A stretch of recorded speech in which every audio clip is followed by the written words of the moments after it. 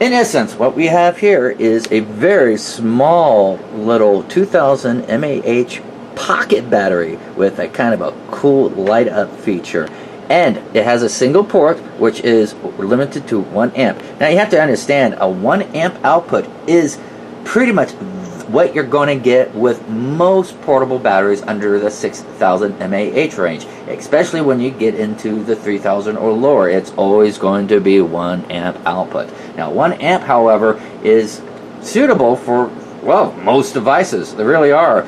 Android smartphones generally will be at 0.65. Various mobile devices like camcorders, handheld gaming consoles. I got a Verizon Jetpack here. It's a mobile hotspot, 1 amp, and it gives upwards of 1 amp. And now, if your device needs less, let's say a PSP 3000 actually only draws maybe 0.4 to 0.45 amps, that's what you'll get. You'll get your optimum charging under 1 amp. Now for larger devices, I'm talking large screen Android tablets like 10.1 inch screens, and well, a lot of the Apple devices like the iPhone 6, they optimally charge at a much higher rates, such as 1.35 for Android large screen tablets, 2.1 for iPhones.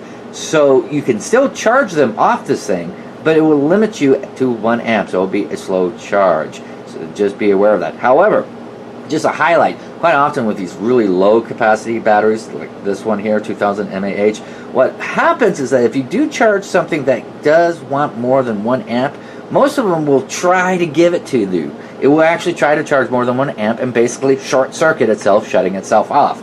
I've seen that over and over again. This doesn't. If it wants more than 1 amp, it will just limit it to 1 amp. So there's that quality. And it's pretty steady amperage. There's a little bit of fluctuation there, but nothing major. When I call shenanigans is when it starts, let's say I'm right now at 0.96 and it suddenly drops at 0.7 amps and then goes up to a full 0.99 and then drops down to 0.65, that sort of thing. Nothing here. It is within a few hundred milliamps of the optimum charging rate. So it's good steady charging rates.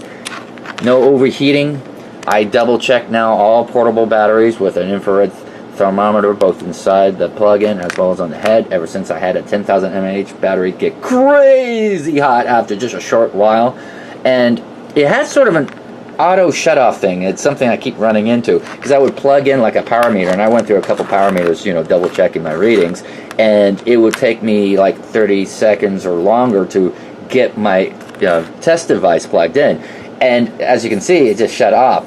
If you have your your cord plugged in, and it's not actually plugged into a device to charge, when it shuts off, you're going to have to unplug it and replug it in, because simply hitting the power button will not start the charge again. What the power button actually does is just shows you the LED, and as you can see, I'm almost dead. And so I've been test charging a lot. So when it's full, all 4 little LEDs show a light up there, and as it gets lower and lower, it goes down by 1. So that is what's at hand.